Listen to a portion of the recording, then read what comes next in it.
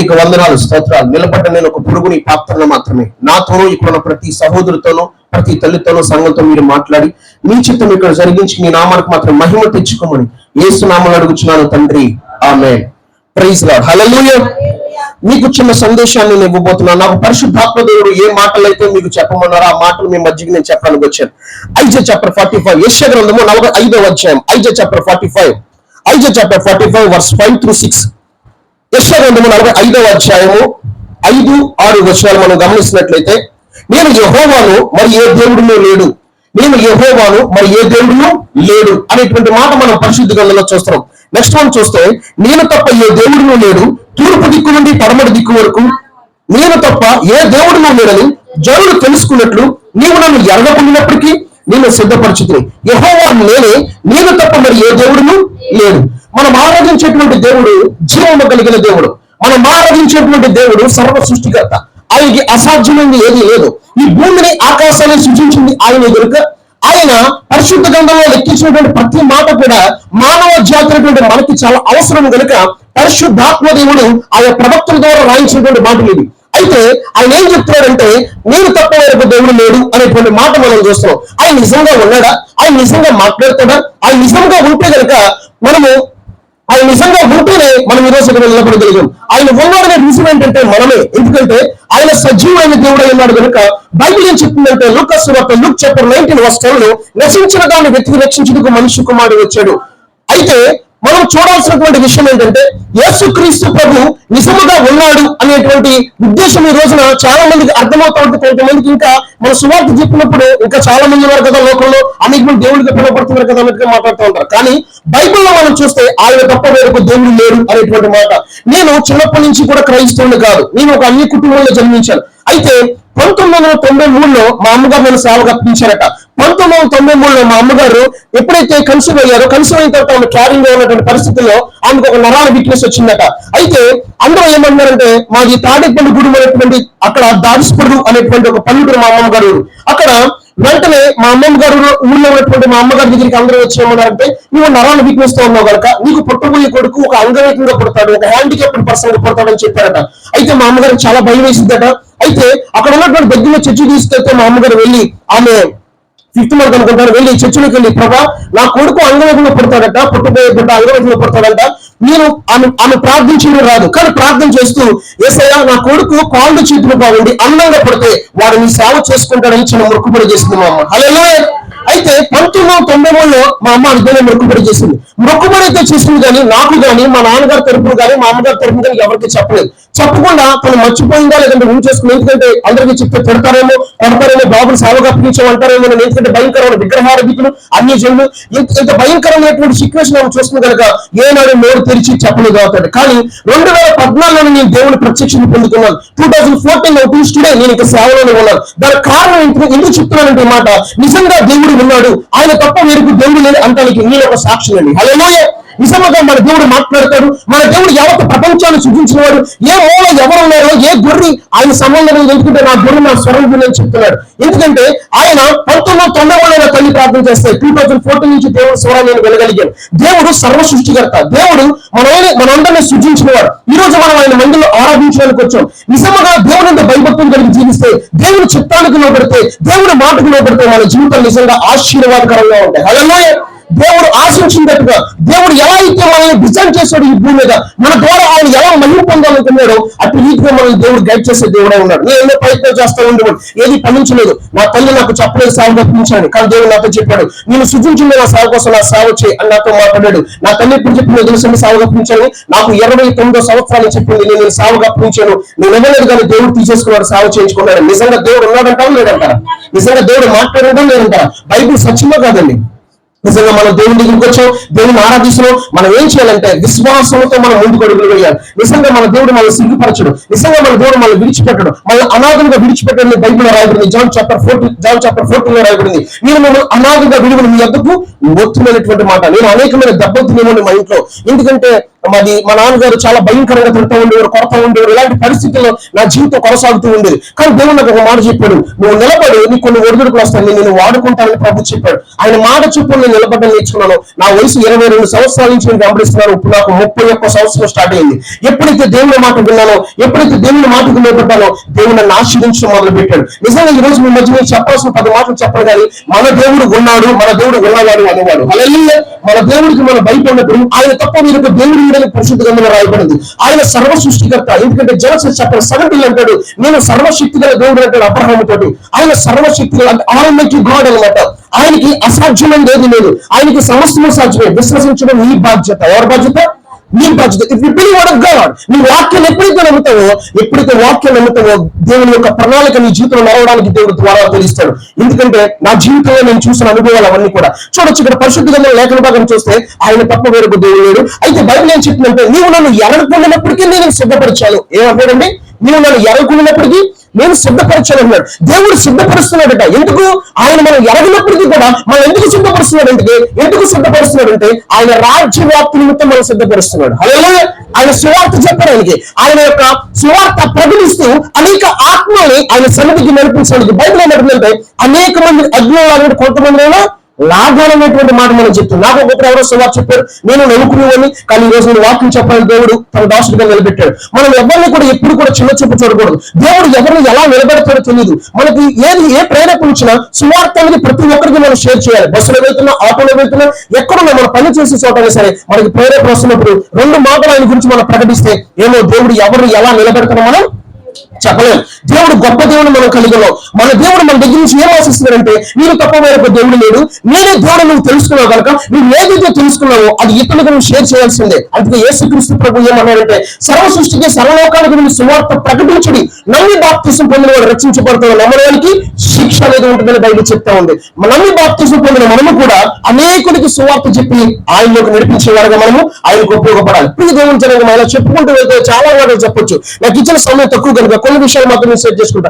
చాలా ఇంపార్టెంట్ విషయాలు మీతో చెప్తారు. ఆయన తప్ప వేరొక దేవుడు లేడు. ఆయన కుమారుడైనటువంటి యేసుక్రీస్తు ప్రభువుని ఎందుకు పంపించాడంటే, మన అందరి కొరకు పంపించాడు. నశించిపోయే మనల్ని, పాపంలో ఉన్న మనల్ని, మన లోకంలో ఉన్నటువంటి మనల్ని, చీకట్లో ఉన్న మనల్ని రక్షించుకోవడానికి యేసుక్రీస్తు ప్రభు ఈ భూమి మీదకి వచ్చాడు. అది చిన్న ఆలోచన కాదు, అది దేవుడికి ఉన్నటువంటి విజన్. మనకు ఒక విజన్ ఉంటుంది కదా, నాకు ఒక విజన్ ఉందండి, ఈ సంవత్సరం ఇల్లు కట్టేద్దాం అనుకున్నాను, ఈ సంవత్సరం బండి కొనుక్కుందాం అనుకున్నాను, ఈ సంవత్సరం కారు కొనుక్కుందాం అనుకుని చాలా మంది ఆశపడుతూ ఉంటారు. అలాగే దేవుడు కూడా ఒక విజన్ ఉంది, దేవుడు కూడా ఒక దర్శనం ఉంది. ఏంటో దర్శనం బైబిల్లో చూద్దాం ఒకసారి. తిమోతి రాసిన పత్రికలో మనం చూడొచ్చు. ఆయనకున్నటువంటి దర్శనాన్ని మనం చూడొచ్చు. దేవుని కూడా ఒక దర్శనం కలిగినాడు. చూడండి ఒకసారి.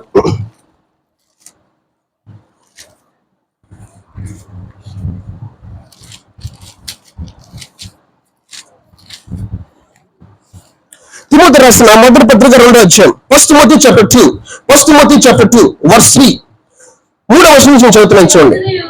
ఇది మంచిది మన రక్షకుడకు దేవుని దృష్టికి అనుకూలమైంది. చాలా ఇక్కడ చూడండి, దేవుడు ఏమన్నాడంటే, పరిశుద్ధాత్మ దేవుడు మన అపోస్తలుడైన పౌలు ద్వారా ఈ పత్రిక ఎవరికి రాయబడింది అంటే తిమోతికి రాయబడింది. అయితే తిమోతికి చెప్తూ పరిశుద్ధాత్మ దేవుడు సంఘమైన మనకి ఇది చాలా అవసరం కనుక బైబిల్ లెక్కించబడింది. ఆయన ఏమన్నాడంటే, ఇది మంచిది. ఏంటండి? ఇది మంచిదట, ఇది మంచిది. నెక్స్ట్ మనం చూస్తే మన రక్షణకు దేవుని దృష్టికి అనుకూలమైనది ఉంది. చూడండి, సాధారణంగా మన పిల్లలు ఏం చేస్తారు, ఇంజనీర్ ఏమైందంటే ఎంబీబీఎస్ ఏదో ఒకటి మనం చదివించుకుని మంచి ఉన్నత స్థితిలో మనం నిలబెట్టాలని చూస్తాం. కానీ సృష్టికర్తైనటువంటి దేవుడు తన కుమారుడైనటువంటి యేసుక్రీస్తు ప్రభువుని మన కొరకు ఎలా పంపించాడంటే, ఒక లోక పాపను మోసుకునే దేవుని బిడ్డలా పంపించాడు. అది ఎంతో వ్యాధంతో కూడింది, అది ఎంతో భయంకరమైనది. ఎందుకంటే ఆయన చాలా ఘోరంగా హింసించిపోతున్నారు, ఆయన చాలా గాయపరచిపోతున్నారు, చాలా బాధపరచిపోతున్నారు, మొహం మీద నిన్నేస్తారు, భయంకరంగా హింసించబోతున్నారు. ఐజాయా చాప్టర్ 53 కూడా ఉంటుంది. యెషయా గ్రంథం 53లో కుమారుని అలగొట్టడానికి తండ్రికి ఇష్టమైనటువంటి మనం చూస్తున్నాం. ఎంత గొప్ప విజన్ దేవుడు కలిగి ఉన్నాడు. ఆ విజన్ నెరవేరగలిగే మనందరం ఈనాడు యేసు రక్తం ద్వారా కడుగురాని సంఘంలో నాటపడ్డాం. హల్లెలూయా. దేవుడికి ఉన్నటువంటి ప్రతి ప్లాన్ కూడా నెరవేర్చబడుతుంది. అది ఎవరో ఆపలేడు. దేవుడికి ఉన్న ఉద్దేశాలు కానివ్వండి, దేవుడికి ఉన్నటువంటి ఆలోచన కానివ్వండి, ఏదైతే తన డిసిషన్ కలిగి ఉన్నాడో, ఏ ఉద్దేశం అయితే కలిగి ఉన్నాడో అవన్నీ పరిశుద్ధంగా లెక్కించుకొని ఉన్నాయి. అవన్నీ కూడా తన చిత్తానుసారంగా ఈ భూమి మీద ఇంప్లిమెంట్ చేసుకుంటూ వెళ్తాడు. హల్లెలూయా. దేవుడు తన చిత్తానుసారంగా ఏం చేస్తాడండి? నెరవేర్చాడు. అందుకే ప్రభు ఏం చెప్తాడంటే, ఏ లేఖన భాగం కూడా నిర్ధకము కానేరదనేటువంటి మనం చూస్తాం. ఏంటి దేవుడికి ఉన్న విజయం అర్థంగా చెప్పాలంటే, దేవుడే మన కొడుకు ఒక మధ్యవర్తిగా నిలబడ్డాడు, నరుడుగా నిలబడ్డాడని దేవుడు చెప్పిన. ఎవరు చెప్పారు? దాన్ని కంటిన్యూ చేయండి ఒకసారి.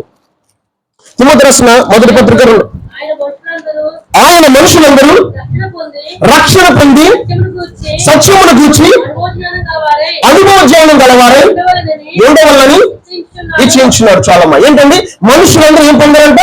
రక్షణ పొందాలి. మనుషులందరూ రక్షణ పొంది సత్యమును కూర్చున్న అనుభవ జ్ఞానం గలవారు. ఏంటండి సత్యం? ఏంటండి సత్యం అసలు? జాన్ చాప్టర్ 17:17 వాక్యమే సత్యము. ఎందుకంటే ఆయన వాక్యమే సత్యం అంట. మనుషులందరూ రక్షణ పొందాలి, అంతేకాదు సత్యమును గుర్తు అనుభవ జ్ఞానం కలవారే కావాలి. ఈ రోజున మనం చూస్తే మన జీవితంలో అనేకమైన సాక్ష్యాలు ఉంటాయి. ఎప్పుడెప్పుడు ఎక్కడెక్కడ పుట్టలకి చెట్టు తిరిగి మనం ఈ రోజు జీవం గల దేవుని మనం ఆరాధిస్తున్నాం. అందుకే బైబిల్ ఏం చెప్తుందంటే ఆయన ఆరాధించే ఆత్మతో సత్యముతో ఆరాధించాలని. ఈ దేవుని జరగమా యేసుక్రీస్తు వారి యొక్క మొదటి రాకడ దేవుడు ఎలాగైతే జరిగించాడో ఆయన యొక్క రెండవ రాకడ కూడా అలాగే బైబిల్లో ఉన్నట్టుగా జరగబోతా ఉంది. హల్లెలూయా. ఆయన నీ కొరకు నా కొరకు రాబోతున్నాడు. ఆయన నీ కొరకు నా కొరకు ఆయన ఉండే చోట స్థలాన్ని సిద్ధపరిచాడు. మనం ఆయన దగ్గరికి వెళ్ళబోతున్నాం. ఆయనతో మనం నిత్యం ఉండబోతున్నాం. ఆయనతో యుగాలు మనం ఉండబోతున్నాం బైబిల్ చెప్తా ఉంది. హల్లెలూయా. ఎవరైతే బిలీవ్ చేస్తారో, ఎవరైతే వాక్యాన్ని నమ్ముతారో, ఎవరైతే వాక్యానుసారంగా జీవిస్తారో, ఎవరైతే దేవునికి భయపడతారో, ఎవరైతే దేవునికి లోబడతారో వాళ్ళు ఖచ్చితంగా ఆయన మధ్యాకాశానికి వచ్చిన పరలోకం దిగి వచ్చినప్పుడు ప్రభు ఖచ్చితంగా వాళ్ళ మేఘల మీద మనం కొడిపోబడతామంట. నిత్యము యేసైతే మనం యుగాలు జీవించబోతున్నాం. 1000 పరిపాలన ఉంది. ఇవన్నీ కూడా మనకి చాలా అవసరం. ఈ రోజు భూమి మీద మనకు అనేకమైన బాధలు వస్తూ ఉంటాయి, అనేకమైన శోధనలు వస్తూ ఉంటాయి, బాధలు వస్తూ ఉంటాయి, రోగాలు వస్తూ ఉంటాయి. అయినప్పటికీ మనం ఏ గ్రంథాలు అయితే పట్టుకున్నామో, ఎవరినైతే మనం ఆరాధిస్తున్నామో, ఎవరైతే మనం సేవిస్తున్నామో ఆయన విశ్వాసం ఉంచితే మన జీవితంలో ఖచ్చితంగా ఆయన చేయాల్సింది ఆయన చేస్తాడు. హల్లెలూయా. ఆయన చేయాల్సింది ఆయన చేస్తాడు. అందుకే మనుషులందరూ రక్షణ పొందారు. ఈ రోజున మీరు ఎక్కడెక్కడ వారు ఎక్కడికి వచ్చారు. కారణం ఏంటంటే బైబిల్లో రాయబడ్డ మాట ఎంత విలువైందో చూడండి. దాంట్లో ఎంత శక్తి ఉందో చూసారు. ఏముందండి? శక్తి ఉంది. దేవుని శక్తి ఉందో దాంట్లో. ఎందుకంటే ఆదిలో వాక్యం ఉండను, వాక్యము దేవుని ఉండను, ఆ వాక్యమే దేవుడు. ఆ వాక్యమైన దేవుడు నిన్ను నన్ను రక్షించాడు. రక్షించిపోయి మనందరినీ కూడా రక్షించాడు. మనందరం కూడా దేవుడి దర్శనంలో ఉన్నాం. ఎవరి దర్శనంలో ఉన్నామండి? దేవుడి దర్శనంలో. నశించిపోయే గుంపులో మనం అందరినీ కూడా ఆయన తీసుకొచ్చి ఇక్కడ నిలబెట్టాడు. అయితే మనం ఇక్కడి నుంచి మనం జీవించాల్సింది ఎవరి కొరకు జీవించాలి? ప్రభు కొరకు జీవించాలి. పౌలు ఏమన్నాడు? ఇక్కడ కూడా నేను కాదు, నా కొరకు మృతి పొందిన యేసయ్య కొరకే నేను జీవిస్తున్నాను. ఎవరో అన్నమాట పౌలు అంటాడు. మనం కూడా చూడొచ్చు, యేసుక్రీస్తు ప్రభు బిడ్డలుగా మనం చాలా నమ్మకంగా జీవించాలండి. ఎప్పుడైతే మనం నీతిగా యథార్థంగా పరిశుద్ధంగా ఉంటామో, మనలో పరిశుద్ధత ఉంటుందో దేవుడు అప్పుడే మనల్ని ఆశీర్వదిస్తాడు. హల్లెలూయా. పరిశుద్ధత లేకుండా అన్ని దేవుణ్ణి చూడలేడు. మీ కొరకు దేవుడు ఎంతో తగ్గించుకున్నాడు. మీ కొరకు దేవుడు పరలోకం నుంచి భూమి మీదకి వచ్చాడు. మీ కొరకు ఊహించుకున్నాడు. మీ కొరకు అనేక దెబ్బలు తిన్నాడు, అనేక నిందలు తిన్నాడు, అనేక అవమానపడ్డాడు. కానీ యేసు ప్రభు ఏం కోరుకున్నాడు? ఈ దినాన్ని నీతో నాతో కూడా నేను చేసినటువంటి కార్యాలు ఇక మీద కూడా చేయగలను. ఎందుకంటే ఆయన ఒక మాట చెప్పాడండి.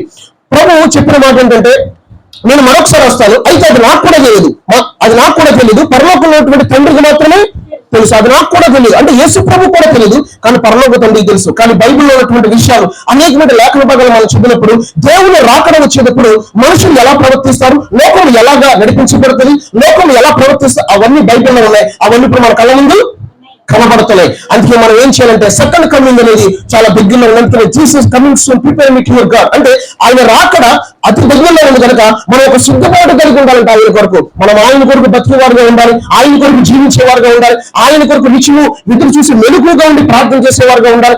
దేవుడు తనకిచ్చిన తనకున్న దర్శనాన్ని ఎలా నెరవేర్చాడో, తన కుమారుడు పరలోకం నుంచి భూమి మీద పంపించి మనుషులందరూ కూడా రక్షణ పొందడానికి యేసు ప్రభువుని ఎలా అయితే మన కొరకు పంపించాడో, నశించిన దానికి వచ్చినట్టుగా ఆయన వచ్చి మనందరూ ఎలా రక్షించుకున్నాడో రెండవసారి కూడా రాబోతున్నాడు. నిజంగా అడుగుతున్నాను, సిద్ధపాటు కలిగి ఉన్నావా? ఆయన యొక్క రెండవ రాకల్లో నువ్వు ఆయన ఎదుర్కోవడానికి నీలో ఆ విశ్వాసం ఉందా, ఆ నిరీక్షణ ఉందా, ఆ పరిశుద్ధత కలిగి ఉంటే కనుక నువ్వు ధన్యుడివే, ధన్యురాలివే. హల్లెలూయా.